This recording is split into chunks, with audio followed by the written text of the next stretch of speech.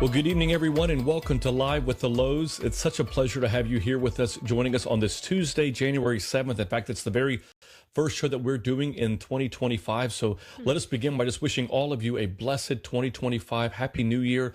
And we pray that your Christmas season is going well. And it's a beautiful time of the year. And I hope and pray that that God just continues to bless you and your family all throughout this year. Tonight, I'm joined by my lovely wife and co-host, Dr. Roxanne Louhs. Good evening, everyone. Happy New Year, 2025. It's really hard to say that, right? I know. I'm still, and I was trying to write that down the other day. I was visiting a hospital and I had to sign in and I had to put, I wanted to put 2024, but I was like, no, this is 2025. So, yes. But again, just so grateful that you're all here with us tonight. And before we introduce to you, really just a dear, dear friend of ours, and someone who's no stranger to ancient faith, let me just remind you about ways that you can stay connected to us on our social media platforms. You know, friends, we are very active on social media. We use that platform as a way for us to share just some encouraging and inspirational words all throughout the week. So if you are on Facebook, Twitter, Instagram, or on YouTube, definitely search us at the Louhs, and that last name is spelled Louhs. In fact, all of our sermons are archived on our Louhs YouTube channel, so definitely feel free to listen to those sermons. If you find them beneficial, please feel free to share them with your friends and your family. And if you can, subscribe to those, because the way the analytics work for a lot of these social media platforms is the more that you share, the more that you like, the more that it allows other people to have access to it and see it on their feed as well. So definitely take advantage of that. And as always, friends, we encourage you to check out our website. This is where we'll find out where our upcoming retreats are that we're going to be speaking at. But also, if you want to subscribe to our daily messages, every day for years now, we've been sending out these daily messages that you can receive in your email inbox at 7 a.m. Eastern every day. And all you have to do is go to our website. In fact, we just recently redid our website, and shout out to Rachel Gogos, who put together this website for us.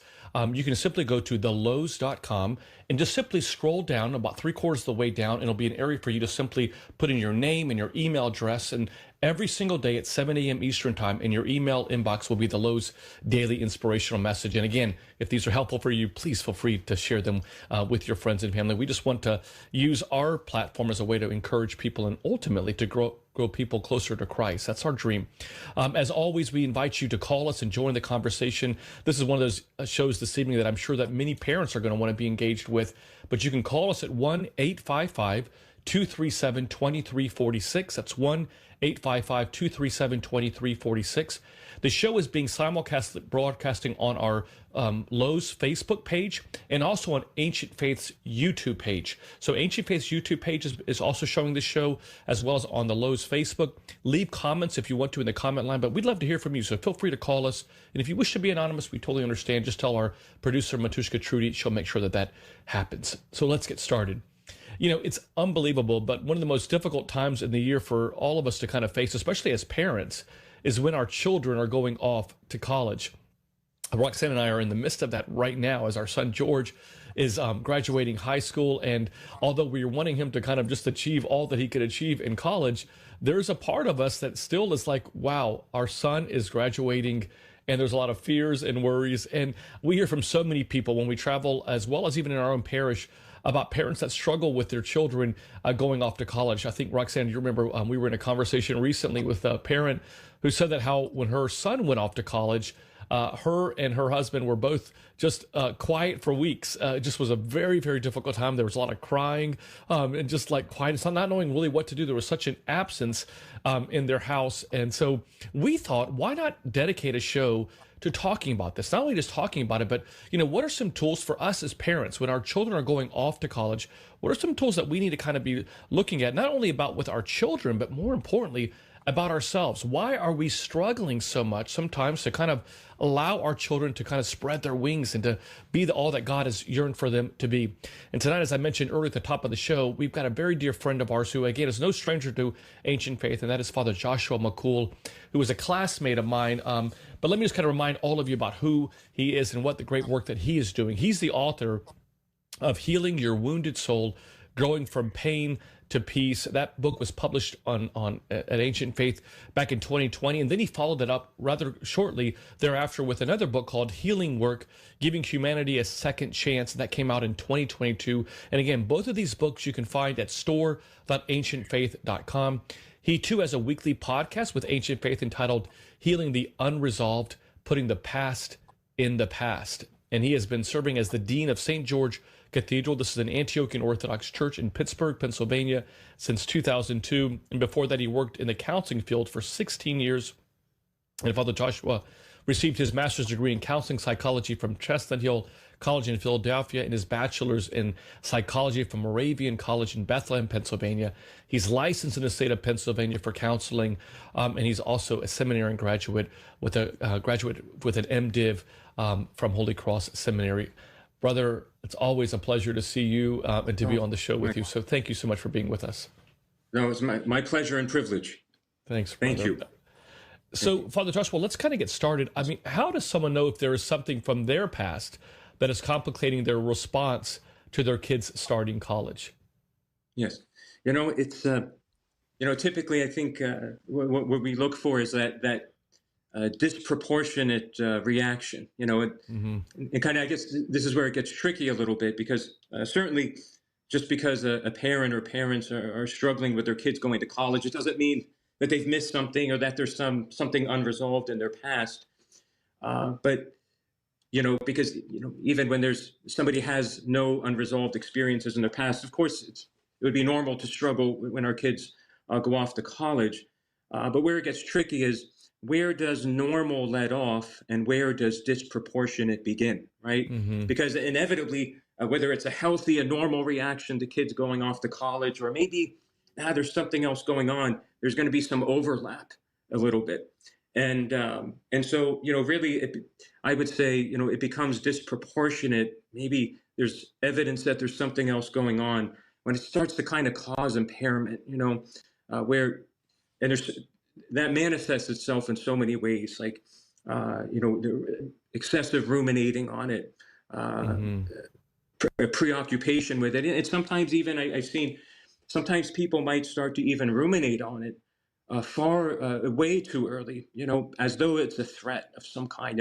Sometimes even when the kids are still in elementary school, and sometimes even the transitions from kindergarten to middle school to high school are all challenging because they're reminders of something bigger that's going on. If we had the kids going off to college in the empty nest, and so sometimes when we really feel it's a threat and not just bittersweet. Bittersweet's an expression we often hear. Because I have two older sisters, so I witnessed my sisters go through this with my nieces and nephews. And then certainly I have both of my kids are in college now. So I got to experience it, but I also paid keen attention to all our peers out there when they went through it as well. And it was really fascinating to see the wide array of reactions in families. And a lot of it was normal, and then you could tell maybe when there was something else going on. But when there's a disproportionate reaction to it, typically our emotions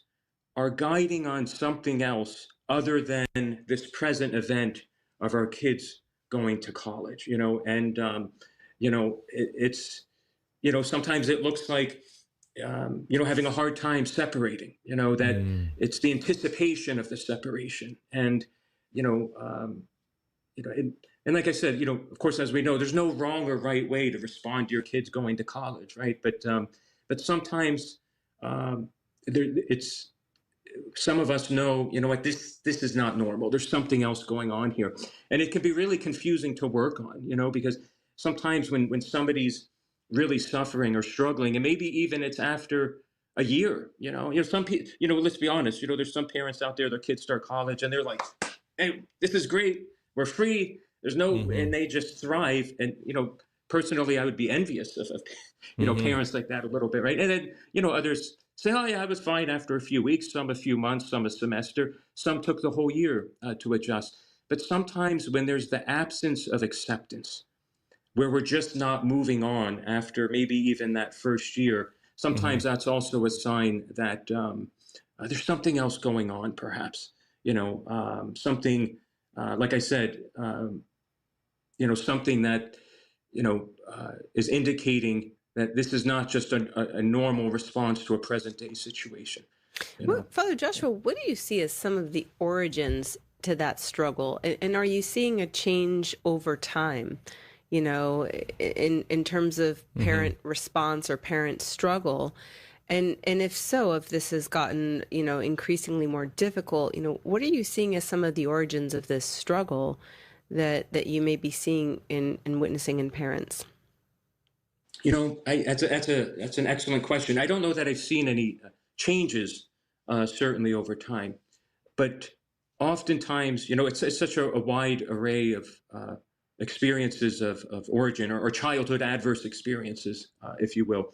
But sometimes one that I've seen multiple times is that it's not uncommon where couples sometimes may start to struggle when their kids leave home, and go to college. And kids sometimes can mask, deficiencies in a marriage, and kids are a welcome distraction in the home. And sometimes, of course, when the children leave, couples have to work a little harder to kind of live as they did before the children came.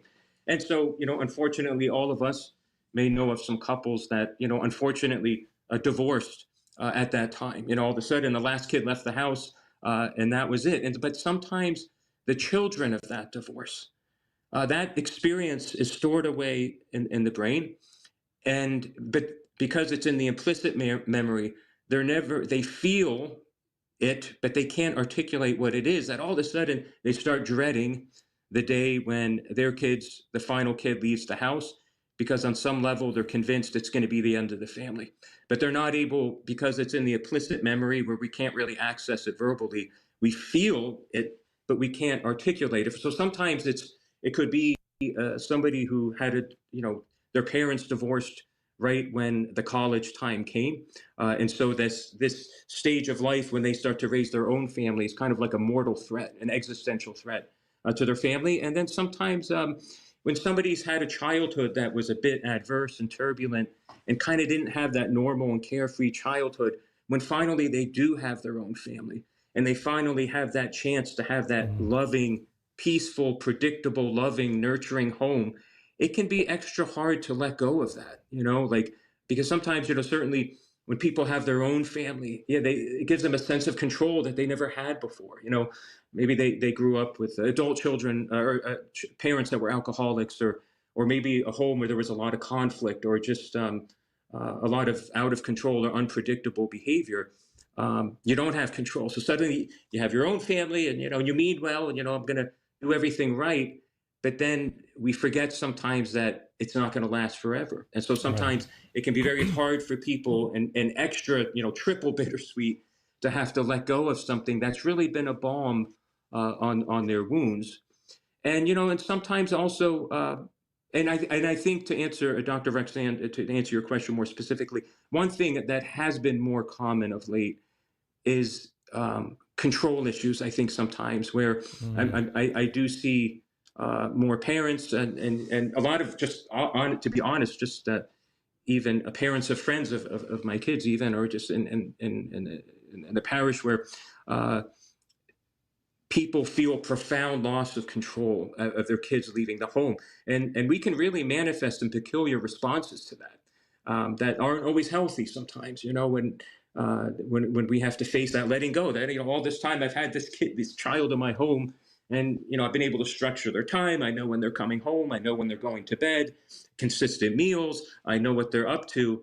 And everybody responds very differently when suddenly, we have to let go of that. But typically also, if we're having a disproportionate reaction to kids going off to college or the empty nest, it's because we believe, and we're usually not conscious of the meaning, that it means something negative about us. That maybe we failed in some way, or that, I could go into more depth about that, but oftentimes people are believing that the event means something that it doesn't. And it's not until they bring that to consciousness and articulate it that they can start to get relief. I love what you're sharing, Father Joshua. And I just want to remind our listeners that tonight we're talking with Father Joshua Makoul, and we're talking about a topic that for parents, if your children are going off to school or off to college, that transition, and how sometimes that transition can be actually traumatic. Yes, for the children at times because they're kind of going off on their own, but really for us as parents, if you've got a child that's going off to college or is in college and you're struggling with that, we'd invite you to call us at 1-855-237-2346. That's 1-855-237-2346. You can also email us a question at ask@ancientfaith.com, or you can leave a comment under Ancient Faith's YouTube page, which is broadcasting the show, as well as on the Louhs Facebook page, which is also broadcasting the show. Leave a comment there. We'll definitely get to it. Father Joshua, I just want to kind of follow up with that, because you highlighted this, and I think for our listeners, it's so important that one of the leading areas or leading times in a marriage where we can see divorce, obviously there's after the first year, we hear a lot about that.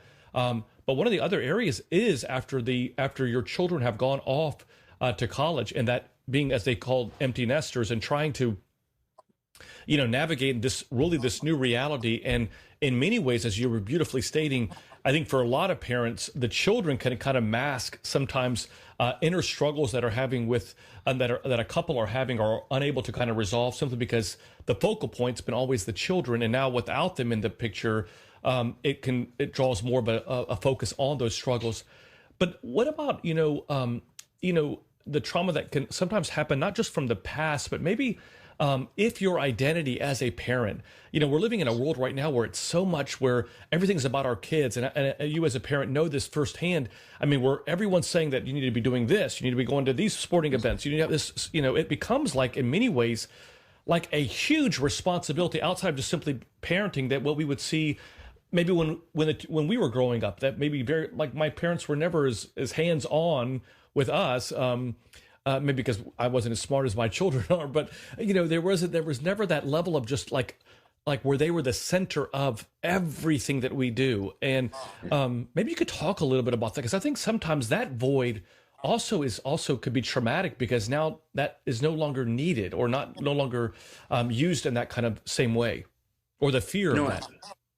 No, that's an excellent point, and certainly an excellent question. And many of us, when we're in the throes of raising kids, of course, and inevitably we're well-intentioned, right? We want to be the best parent ever, and we just kind of get that tunnel vision, and we forget that it's not going to last forever, right? Mm-hmm. And it's when you're in the throes of raising kids, especially if you have multiple kids, we forget that, and all of a sudden time sneaks up on you, but we're all well-intentioned, but yes, the American lifestyle is just, inevitably many of us fall into that, not to sound judgmental or critical, but keeping up with the Joneses, where our kids are in school and we feel pressure to have them in so many activities, which means constantly running them around morning till night. And we get up early the next morning and we repeat the grind. But yeah, you're right. What happens when that's not there? We feel like the rug's been pulled out, from us. And those, that tends to be, those of us who tend to suffer the most, and when that happens. But it's we get hammered over the head all the time about planning for retirement, right? We're bombarded with it, and social media ads and commercials on TV. But what about this? What about planning for when the kids are not in the house, and creating our own ministry, our own vocation, our own hobby? What are everybody would do well to start to answer that question now. What will our days look like when our kids are still involved in our life, but they're not in the home anymore? And to start planning for that, just as we would plan for retirement. Start creating a side thing, whatever it might be, so that when that happens, we hit the ground running. And I've seen a lot of people do that successfully. And those tend to be couples that we really see thrive. Are the ones that started building that up on the side, and even starting it maybe while their kids were still in high school. And, in my experience, the couples that I've seen thrive the most after their kids started college, they all say the same thing. Because I often will ask people, because I'm so curious, I say, so what was it like for you? How was it? And they'll say, you know what? Thank God, we're busy. We're busy. And so this, but not busy with their kids. They're busy with their things, with their jobs, their careers, their hobbies, their friends, and so forth, Yeah, well, and so I was going to just sort of piggyback on that idea and that notion that, ultimately there's this sort of departure from who we are as people. Prior to kids, we have interests, we have hobbies, paths to purpose, and we have social support, we have community. And there's something about, having kids that sort of directs a lot of those energies and resources sort of more internally, toward the sort of domestic responsibility of home and humans that you're raising. And I think it's easy to sort of let go of, the sense of community, the hobbies, the things that you once did to find renewal, to find connection, and to just, your paths to purpose, And so, adult friendships tend to kind of, I guess I would say, fall into the background of your life. They're more in the periphery versus before kids, they might have been more in the forefront.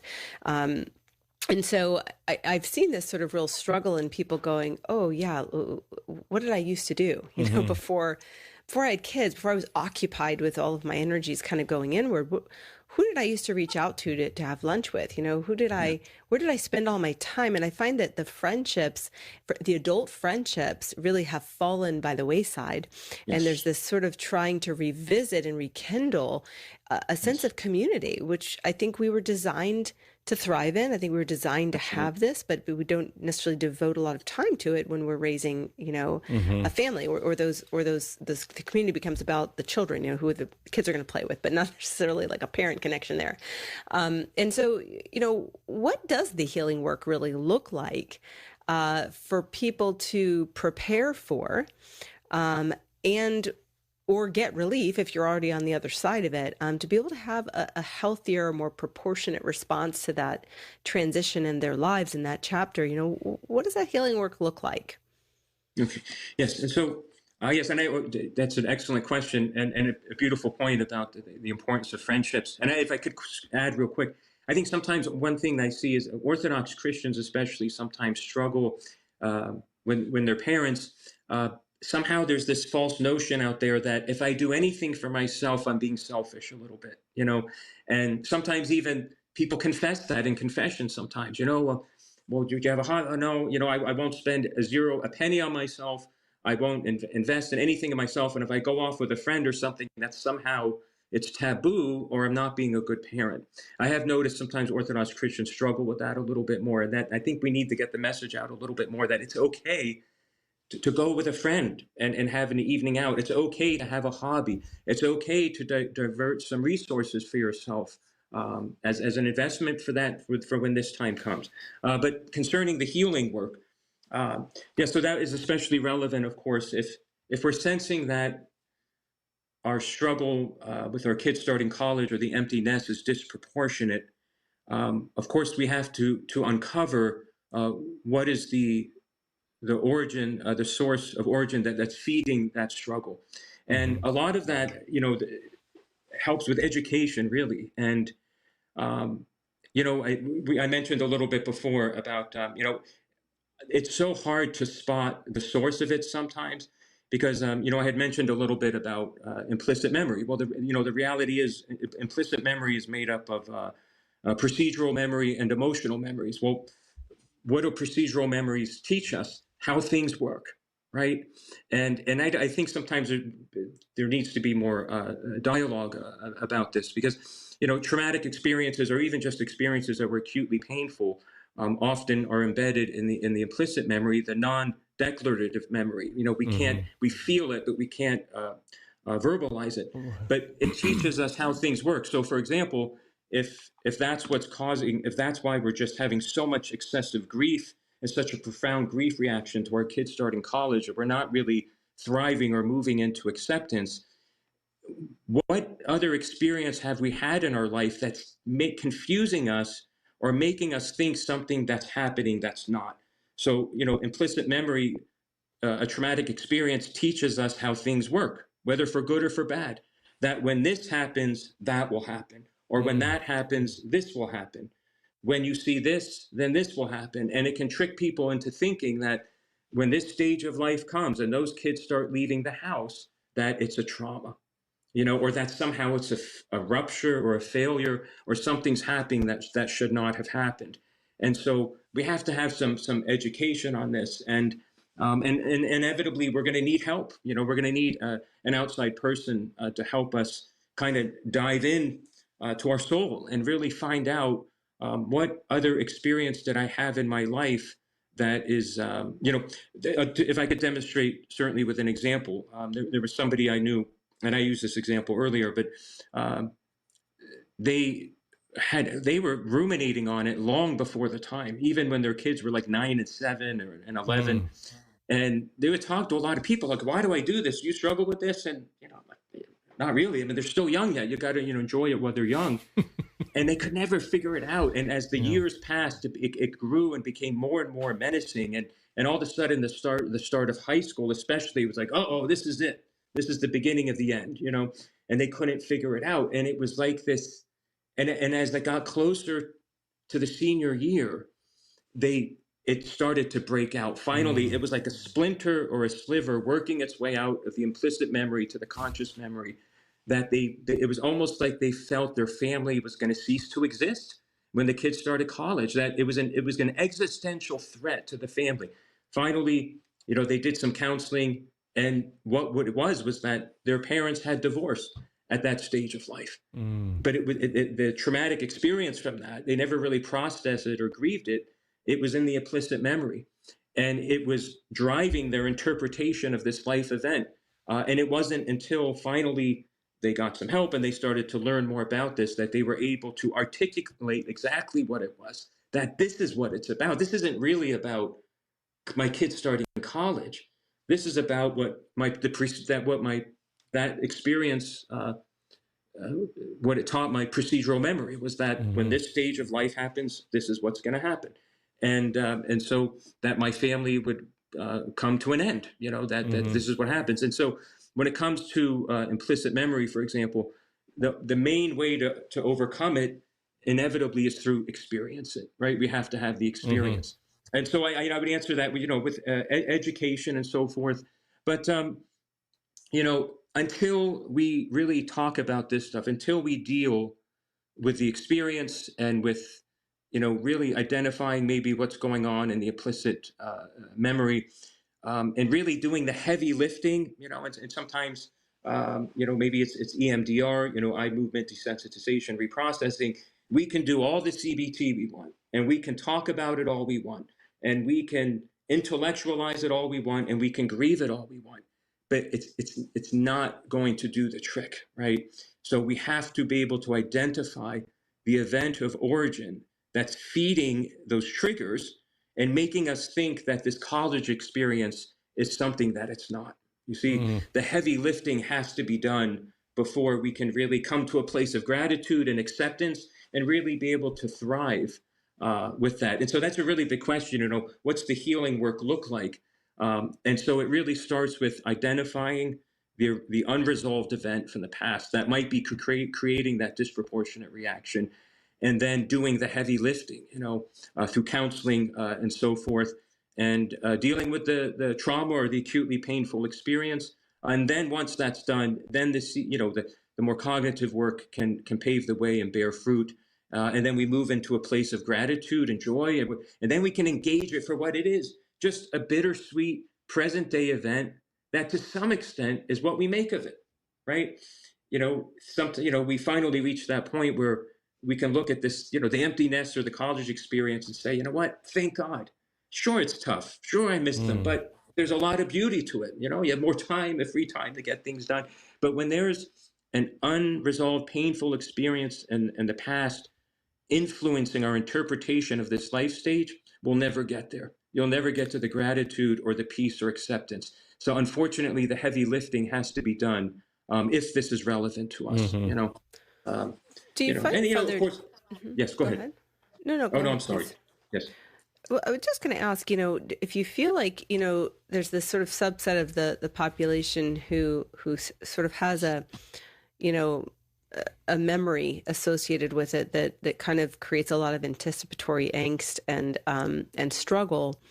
And then there's also sort of these sort of cultural shifts that I think we've experienced in the last 20 years. I mean, if we sort of look at the comfortability that parents had with kids being away from them and outside the home, 20 years ago, was so different than the comfortability parents have today with kids being outside the home. I mean, there's sort of a lot of, and I see a comment here that's come in, around this, where it says society has changed in many ways, making parents anxious in many ways. And so, just sort of thinking about that and the bigger, changes that we've seen, I see a massive change in this sort of comfortability around kids being away from parents, right? I mean, back in the day, kids were gone from morning to night, outside, they were playing, I was off gallivanting around, riding my bike, God knows where. I mean, I checked in with my mom at the end of the night when it got dark. And, now we were afraid to let our kids do that. They're not off doing those sorts of things. We worry about crime. We worry about them being hit by a car. We worry about distracted driving because people are on phones. We worry about what our kids could be doing, because they have access to things they maybe didn't have access to before. And so, kids are on the home front more. So I find that sort of natural stage-wise progression where kids are developing independence and entering that stage of life where they are, supposed to fall and supposed to discover themselves, it seems to be harder for parents now than maybe it was before, because they're not really used to kids being away or being beyond arm's length, reach. They're not outside the home. They're home. And I just was going to add to what you're saying, Roxanne. I think that, I think for us as parents of, George, who's going to be graduating, I think for a lot of people that are in the same category that we're in, there's this, so much of who we are is, or the questions that are asked of us is, where is George going to school? What's he going to be? Questions that I don't remember ever being asked, at least not at the level that I'm being asked now. And it's like our children become our identity. Like we have, where in the past you'd be like, well, what do you do for a living? That would, or they would ask you questions about yourself. Now it's, you see a great deal of conversation centered around your children. And in many ways, if your children are not hitting those areas that society thinks that they need to be hitting, then in some ways that's also a failure that you can also carry on. Not to mention, the fact that for so long, as we were mentioning at the top of the show, for so long we've been making them the center of our lives and the center of our attention. As you were saying, Roxanne, that we don't even let them go out because of fear of a number of things that you mentioned.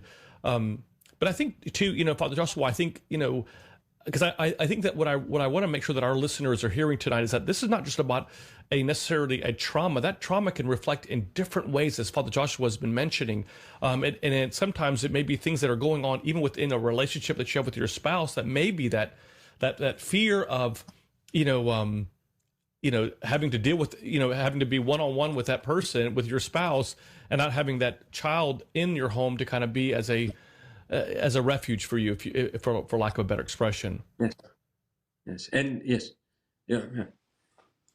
Sometimes it's, and not to, certainly we'll get back to that more common situation. But for example, adult children of alcoholics, there's perhaps millions of people out there like that, in that home growing up, it was the children that held the family together, right? Right. It was the children that kept things going and helped keep mom and dad going. And so if you're an adult child of an alcoholic, when you have your own family, you can inadvertently slide into this, when you have feeling like it's a real threat when your kids leave the home, because what are we going to do? We can't survive without them. The kids are kind of the life support of the family, and it can feel like an existential threat. But of course, that's mainly applicable to, Sure. AC, adult children of alcoholics. But, it's... Anyway, but it's funny, you haven't experienced yet, but there's something called move-in day, right? And we've told, I'm sure you guys been hearing about this is a big time. We've been told we're going to struggle. That's what we've been told. I don't want you to feel worse after this, or anybody who's listening, of course, right? But I've done it twice, but this last time was rather so. I would say for us personally that moving the first one in was the hardest one. And then the dreaded empty nest came, and it was rather anticlimactic, because it was like, we've did this before, so that's good news to anyone who's listening out there, hopefully. And I'm sure people have had different experiences. But nevertheless, this second time around, I made sure to observe these families saying goodbye to their kids. And it was kind of cathartic because wherever I was sitting in my car, I kept observing it. And it was very powerful. This ritual of they're all moved in, the parents have been there for the weekend, and then they're standing outside their car, and it starts off really lighthearted. Goodbye, great. And then I'm thinking, man, is it that easy? How do they do that? How do they do it? Where's the emotion? And then it comes. And then there's a second round of hugs, and then everyone folds, and then the tears come, and then that's how we're going to be, I think. On all the way home too, I think, too, Roxanne. Yes. But I've heard. But many people thrive. So, again, it's hard, and but anyways. But that's such powerful advice, Father Joshua. And we're up against a break, but I do want to talk about on the other side of this break about the impact that this trauma has on children, because we talk a lot about how our children live in our subconscious and how they're experiencing what we're experiencing, even though they may not be hearing what we're talking about. So I want to spend some time talking about the impact of our own personal struggles or trauma and how it impacts our children. So stay right with us here on Live with the Louhs. We'll be right back with Father Joshua Makoul.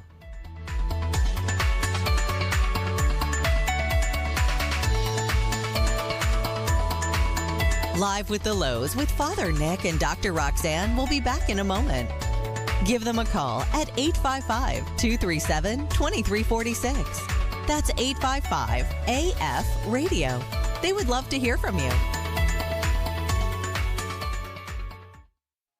During his darkest moments on the cross, Jesus uttered 7 statements. His words offer us principles to live by, lessons of hope, peace, and comfort. I'm Dr. Roxanne Lowe. And I'm Father Nicholas Lowe. And our new book, 6 Hours, 7 Lessons, is all about how Christ's light transcends our darkness. Christ's final words have the power to bring us into the light of his love and protection, providing wisdom and direction to follow when we face our own dark seasons. Get your copy today by going to store.ancientfaith.com. That's store.ancientfaith.com.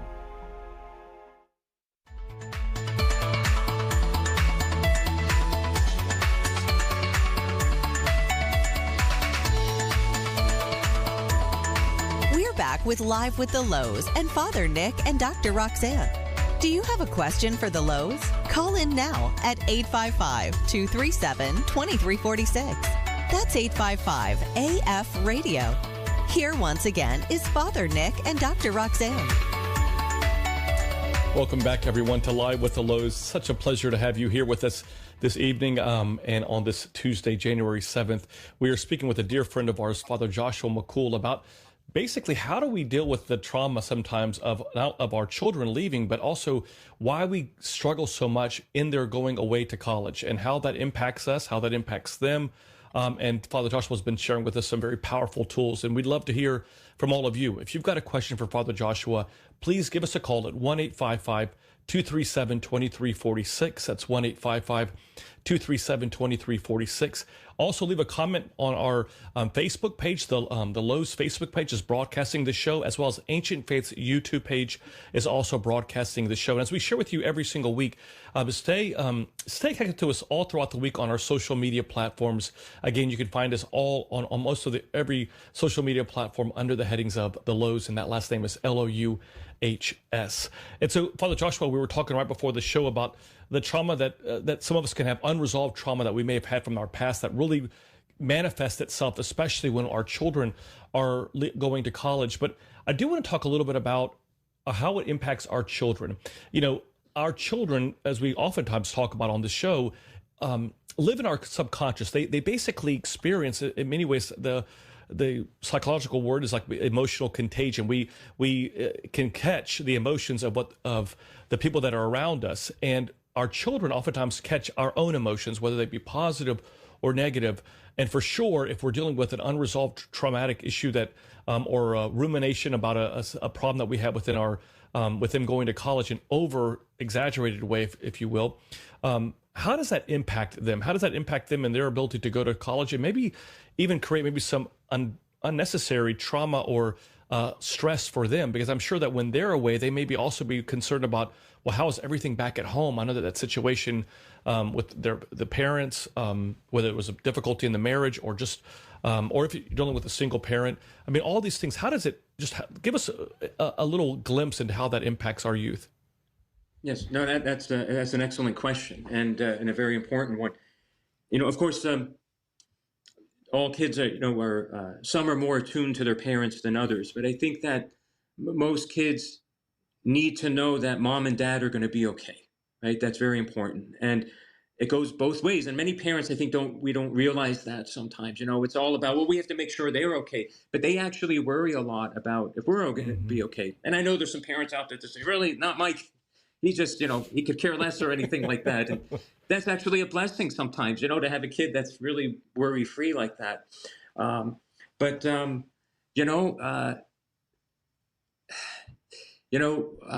Kids can, and it's all nonverbal, a lot of it, So a parent might be thinking, well, I'm being very careful what I say, and I'm not crying in front of them, right? And I'm not talking about my feelings, so I'm doing everything right.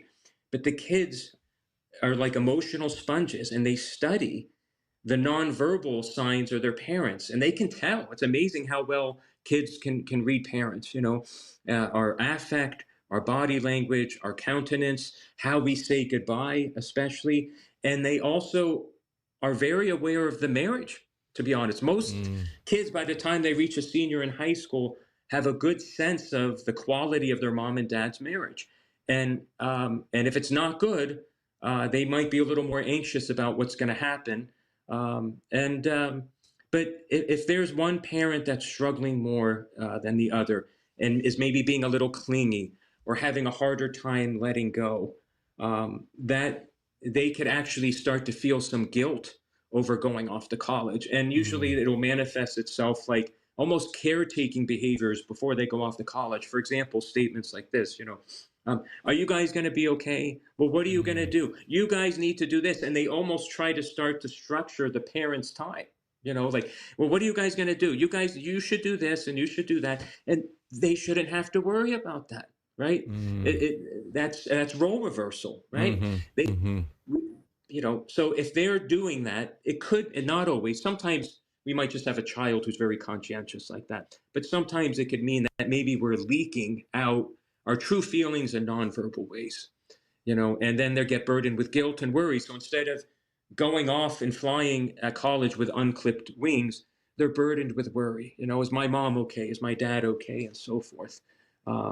And kids pick up on it. And usually the seeds of that were planted earlier. So for example, a child can usually tell when a parent is holding on too tightly, maybe it's how they handle sleepovers or camp or dropping the kid off at camp. Some kids are like, parents are like, have a great time, and then other parents are a mess and they can't leave and they have to go and try to visit every day or something. And, and that all rears its head when college comes around. And so kids usually have a good idea by that time, by age 17 or 18, how mom and dad are going to handle it, And this is really a healthy developmental stage for kids, right? That this is when they're supposed to find autonomy and to individuate, right, from the parent, right? It's a sort of very healthy stage, for kids to go through. And I think at times, as I listen to clients or parents, I oftentimes sort of feel like there's this,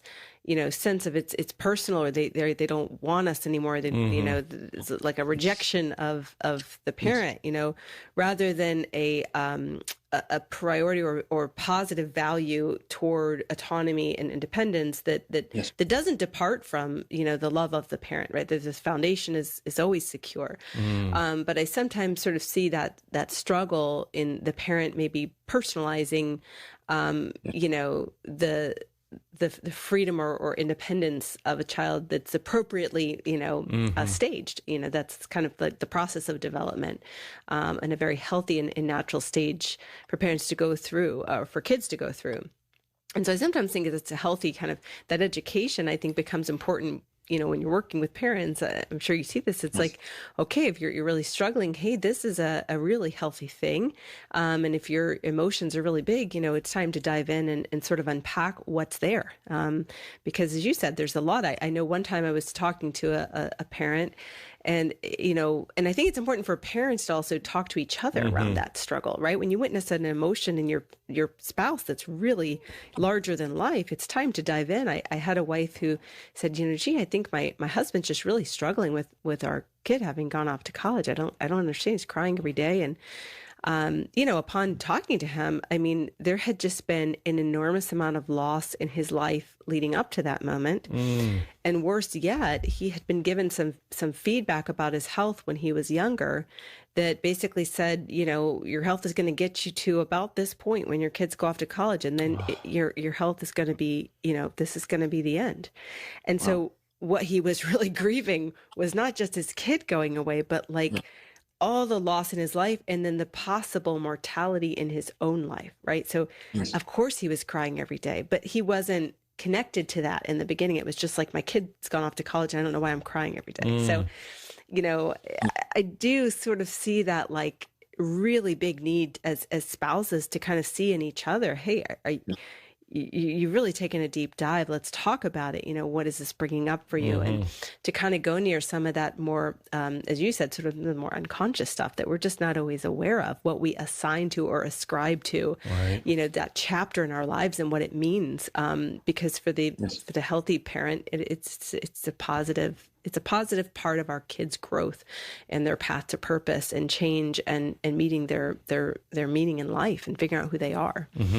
Yes. Yeah, well said. Yeah, absolutely. That's yes. Let me ask you this, Father Joshua.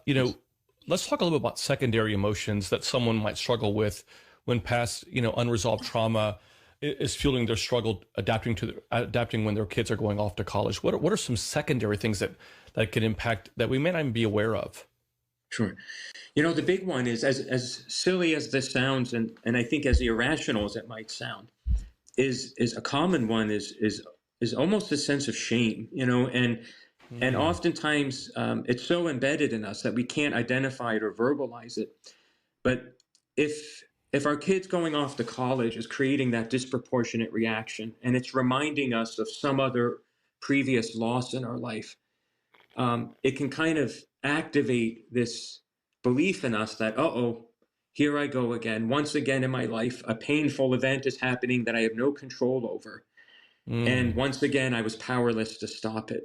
And when that's happening sometimes, it can really make us feel weak. And we can even feel a sense of shame over the powerlessness over this life stage, So rather than embracing it and saying, glory to God, we've made it this far, and it becomes, we actually believe it means something negative about us. Because if there's earlier trauma in our life or just an earlier unresolved, painful experience where we were powerless, kids going to college can be a trigger for that. And it can trigger that shame that we felt back then over our powerlessness.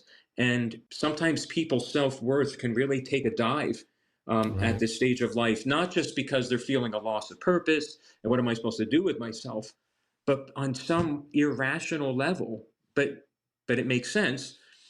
They almost feel like, that somehow this is something they should have prevented, as though, in our, sometimes when we've had trauma in our life, our need to protect our children is so great.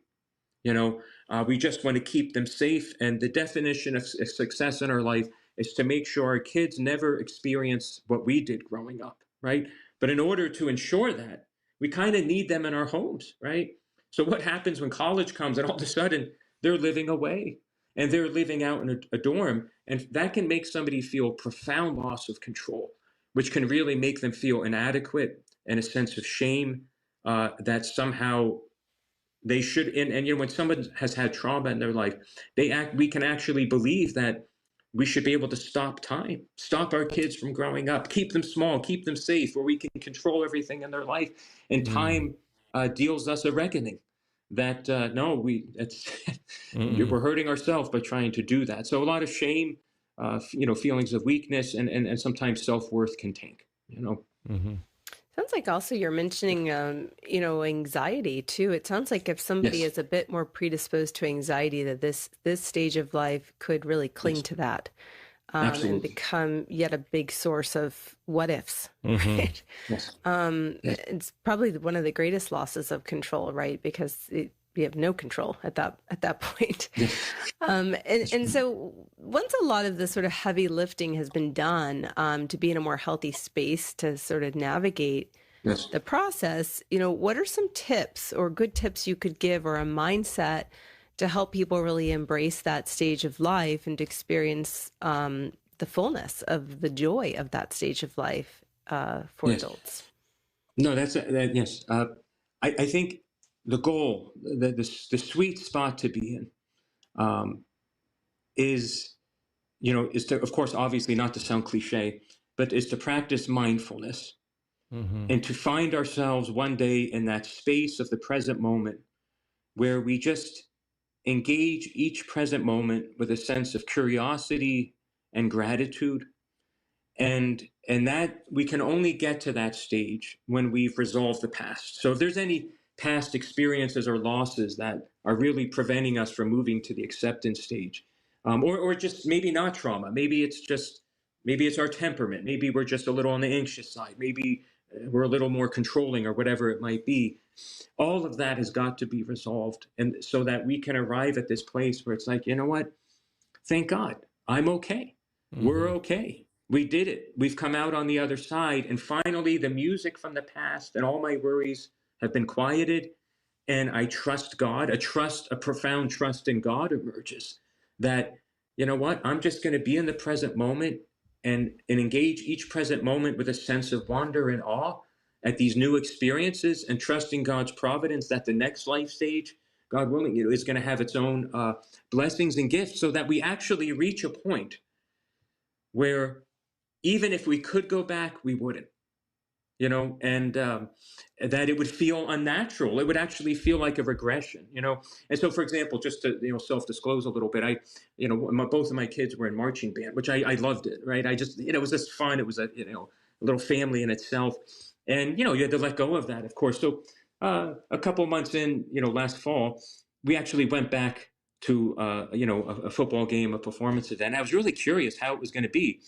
And I went back. I was like, wow, this event that was like so much like the highlight of our Friday nights, it felt so small.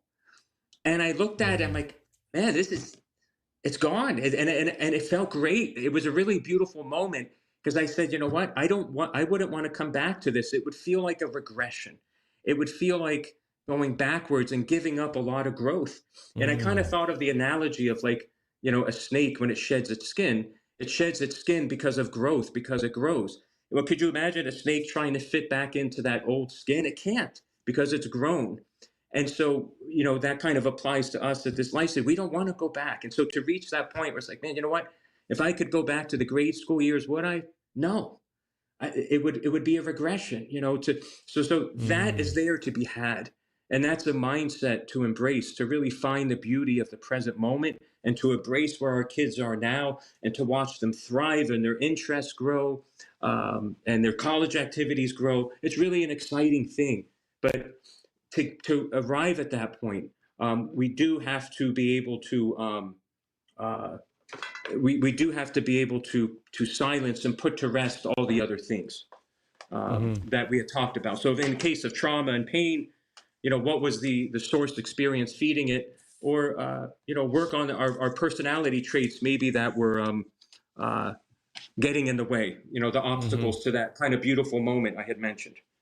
Um, I love the hope that you're giving so many with that story, about the marching band and the experience. I Mm-hmm. know quite a few parents who, after their kids have gone to college, will go back to a sporting event, if their kids were at a yes, sporting event or a marching band. yes, And I hear a very similar, take on it. It's like, oh, it just wasn't what I thought it was going to be. Mm-hmm. And I think yes, stages of life do change us and they grow us, which I love you speaking about that, because it really gives people something positive to anticipate and to hope for in that situation. If we can experience it with an openness, and a hope and a joy to sort of celebrate what's coming, as we were in the toddler stage, we couldn't imagine what, early childhood was going to look like, right? When we were an early child, we couldn't anticipate what the teen years were going to look like. And I think it's so interesting, but each stage has brought something really magical that I wouldn't ever want to go back and experience previous stages, right? And so I love the hope that you're leaving with so many people who may be struggling in this stage or anticipating the struggle, as we probably will be in a few months. Well, you might not. See, that's the thing. Forgive me, real quick. I'm just plugging something in, so I don't disappear. There we go. Forgive me for that, or else I was going to disappear from the screen. So, not that would be a bad thing, of course. No, but nevertheless. No, we appreciate your time. You might be surprised next year. So it might come and be like, this isn't that bad. I saw a lot of families and couples react that way. They didn't really skip a beat.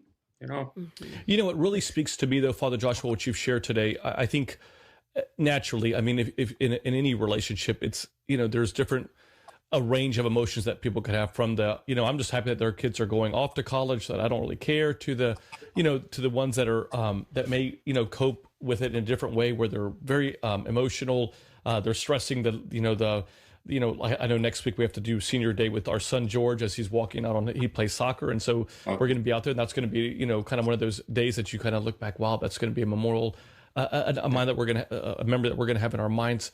But I love what you're sharing with us. And it's really speaking to me is, when you've embraced that moment, and when you're in that moment and being present in that moment, and having you look back and going back to your, to the marching band, to, the story that you were sharing, and looking back and saying that I wouldn't want to go back to that, because it would be a regression. And I think that's so profound, because I think all we know is what we know, and what we kind of visualize as what we're going to be struggling with, whether we're, and that's what anxiety does. It kind of, you end up, having a fear about something that has not been, that may not ever even happen, but you believe it is going to happen, and you start allowing your brain to kind of ruminate over it. But I think that is what really has spoken to me tonight, is just the fact of being very intentionally present at those moments, and allowing yourselves to kind of just enjoy every moment with it, looking for opportunities to grow in that moment, to find the beauty in that moment. I think that is just really, really wise information for me. Yes, I'm happy to hear that. And most of us would never have saw that coming. We might have thought that going back to that event, it's going to be too hard. I can't. It's going to be riddled with grief, or somehow feeling like you don't fit in anymore. And it was quite the opposite. So maybe for a soccer game, if you go back to see maybe he has some friends that are juniors to play next year.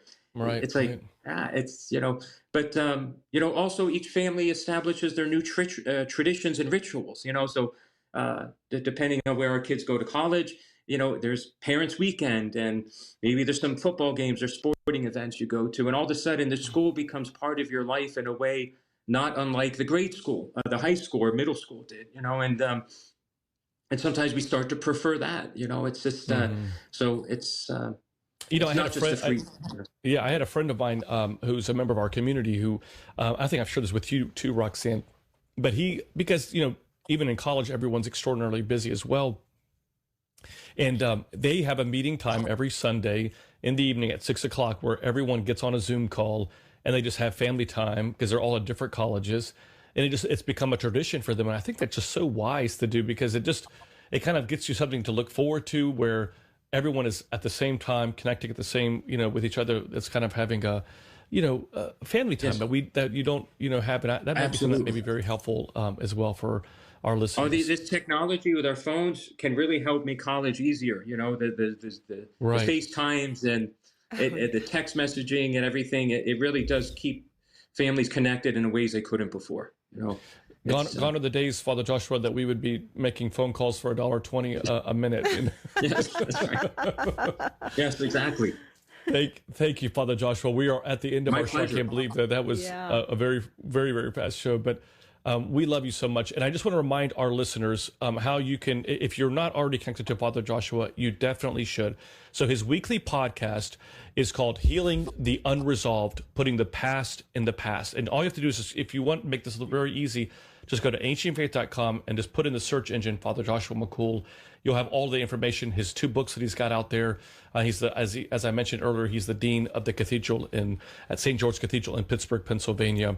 And Father Joshua, as always, brother, it's such a pleasure to have you with us. And please give our love to Julia, Tammy, and to the entire family. Let everyone know that we love them and that we are that we're praying for you guys, and wish you all the best in the new year. No, I love you too. Thank you for all of that, and God bless you, and God bless your ministry, and thank you, brother. We'll stay in touch.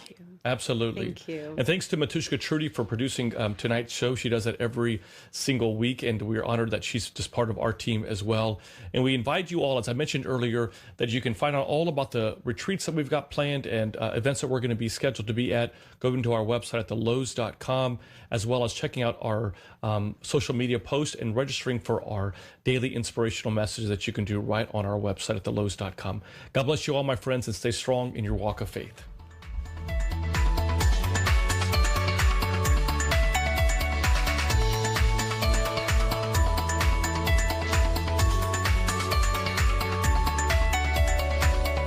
Father Nick and Dr. Roxanne are the authors of their books Renewing You, a priest, a psychologist, and a plant, and 6 Hours, 7 Lessons, How Christ's Light Transcends Our Darkness, which can be purchased at store.ancientfaith.com.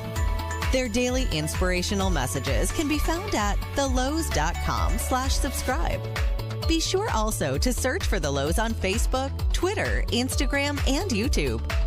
Live with the Louhs is a listener-supported presentation of Ancient Faith Radio.